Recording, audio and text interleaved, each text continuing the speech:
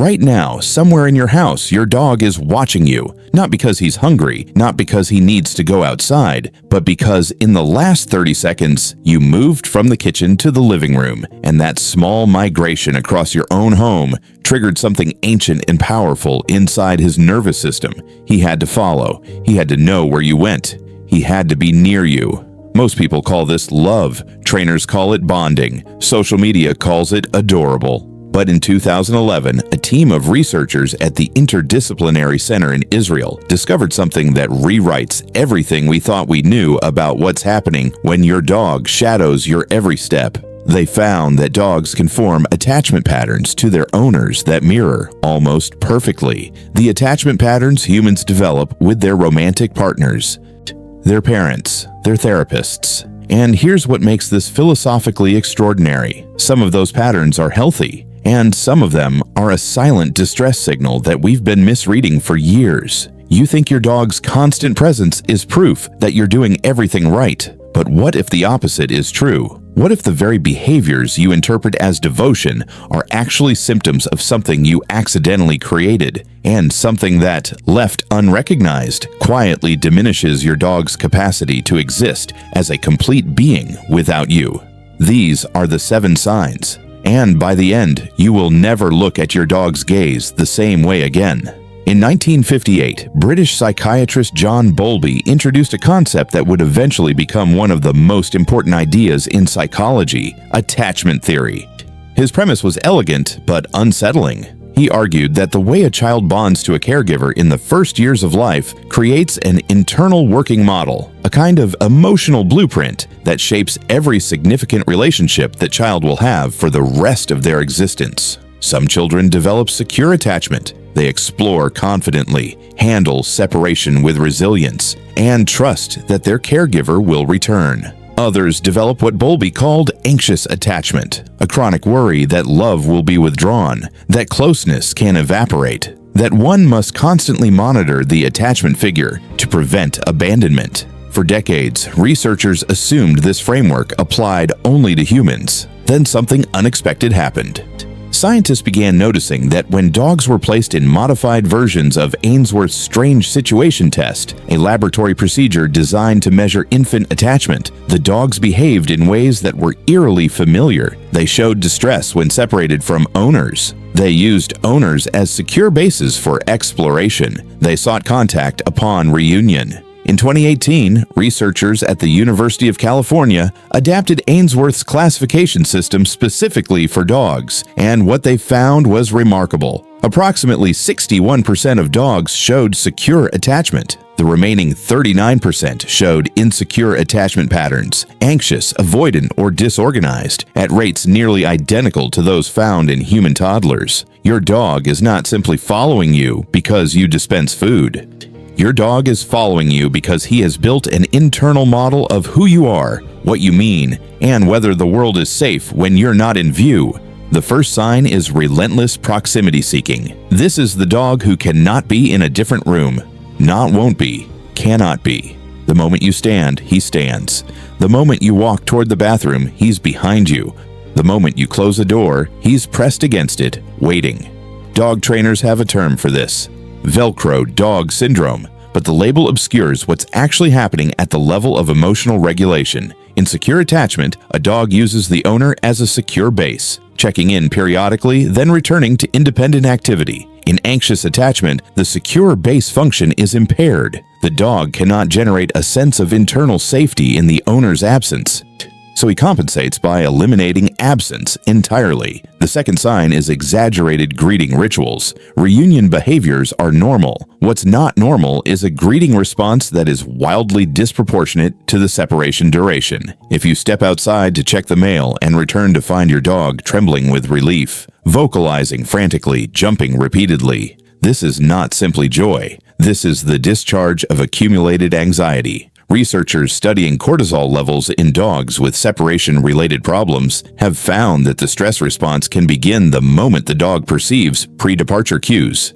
keys jingling, shoes being put on, the change in posture that signals imminent leaving. The exaggerated greeting is the exhale after minutes or hours of held breath. The third sign is gaze fixation. In 2015, a study published in the journal Science made international headlines when it demonstrated something extraordinary. Mutual gazing between dogs and owners triggers the release of oxytocin in both species, the same neurochemical that facilitates bonding between human mothers and infants. But here's what the headlines missed. The researchers found that this effect was strongest in dogs who gazed for extended periods. And extended gazing, in attachment terms, can indicate either secure connection or anxious monitoring. The difference lies in the quality of the gaze. The securely attached dog looks, checks in, then redirects attention elsewhere. The anxiously attached dog stares, tracking, watching, unable to disengage because disengaging feels like losing contact with the only source of safety that exists.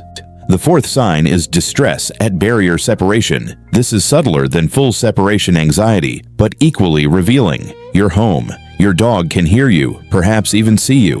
But a closed door, a baby gate, a physical barrier of any kind produces visible anxiety, whining, pawing, pacing. In attachment theory, this is called proximity maintenance failure response. The dog has learned that physical closeness is the primary mechanism for feeling secure, so any impediment to that closeness, even a temporary permeable one, registers as threat. What your dog is telling you in this moment is not "I want to be with you." It's "I cannot regulate my emotional state unless I have unrestricted physical access to you." The fifth sign is inability to settle in novel environments. The securely attached dog uses the owner as what Ainsworth called a secure base, a stable foundation from which to explore unfamiliar territory. You've seen this with confident dogs. They venture out, sniff, investigate, periodically glance back at their owner, then continue exploring. The emotionally dependent dog does something different. In new environments, he clings. He refuses to move away. He may tremble, pant, or press against the owner's legs. The novel environment is not being processed as interesting or even mildly challenging. It's being processed as danger, and the only antidote to that danger is fusion with the attachment figure. This is not shyness. This is a failure of the secure base function that indicates the internal working model is fundamentally anxious. The sixth sign is jealousy behaviors.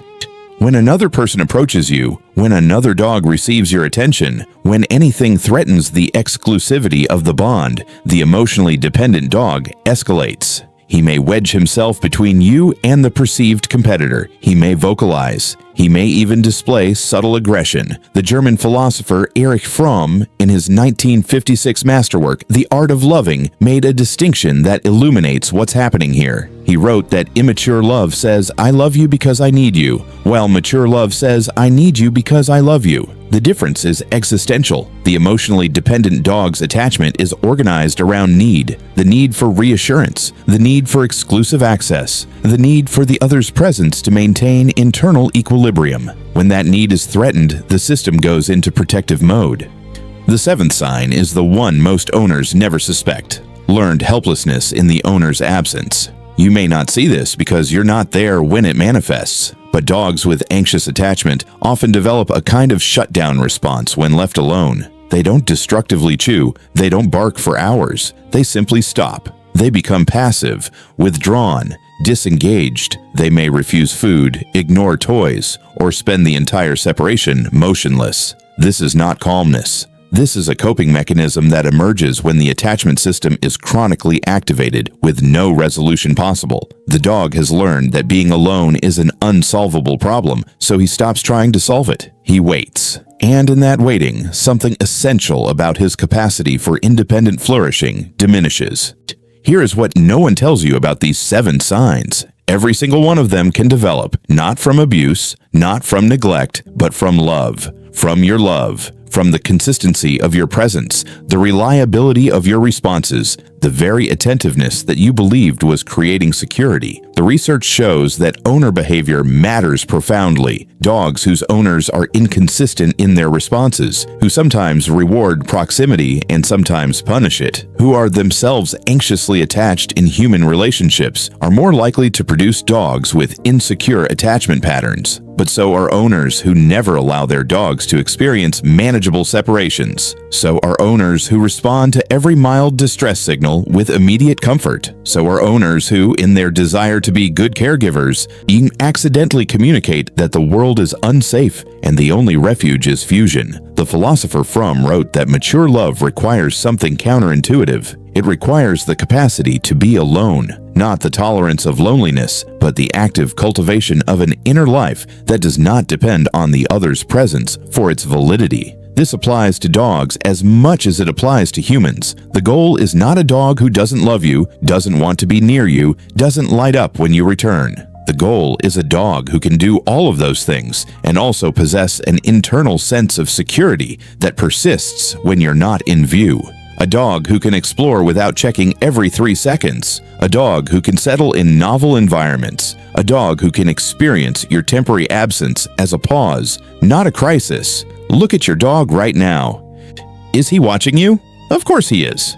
Dogs watch us. It's one of the miracles of the bond we've built across 15,000 years of coevolution. This interspecies gaze that triggers neurochemistry in both directions. This mutual attention that transcends language. But within that gaze, encoded in its duration and its quality and its persistence, is information about what you've built together. Is it secure? Is it anxious? Is it something that empowers both of you? Or something that has quietly become a dependency you've mistaken for devotion? That gaze is not just love, it is a question, and the answer depends on what you do next. What did you recognize in your own dog today? Share one moment that made you reconsider what you thought was love. And if you've ever wondered why certain daily habits might be silently widening the distance between you and your dog, there's something coming next that will change everything you think you know about routine.